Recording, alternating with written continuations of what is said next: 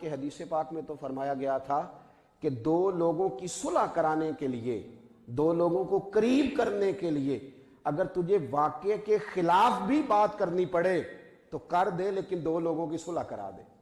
لیکن یہاں کیا کیا جاتا ہے؟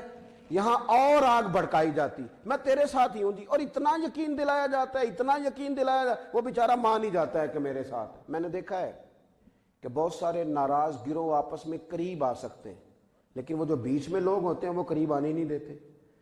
اتنی لمبی چوڑی بات نہیں ہوتی جتنی اس میں مسالہ ڈال کے آگے پہنچائی جاتی ہے۔ اس طرح کا کام نہ کرے۔ حضرت خواجہ نظام الدین صاحب محبوب الہی رحمۃ اللہ تعالیٰ علیہ کا ایک مرید تحفے میں کینچی لے آیا۔ اس نے کہا حضور میں کینچیاں بناتا ہوں تو یہ میں تحفے میں لایا ہوں، قبول کر لیں۔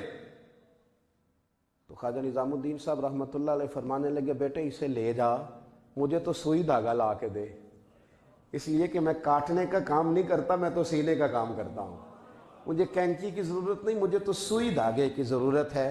حدیث پاک ترمذی میں ہے، راوی حضرت ابو ہریرہ رضی اللہ تعالیٰ عنہ ہیں۔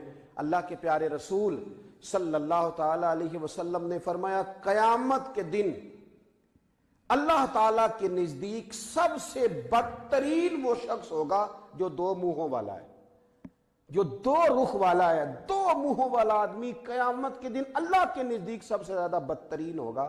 آپ ایک بات کریں اور سچی کریں۔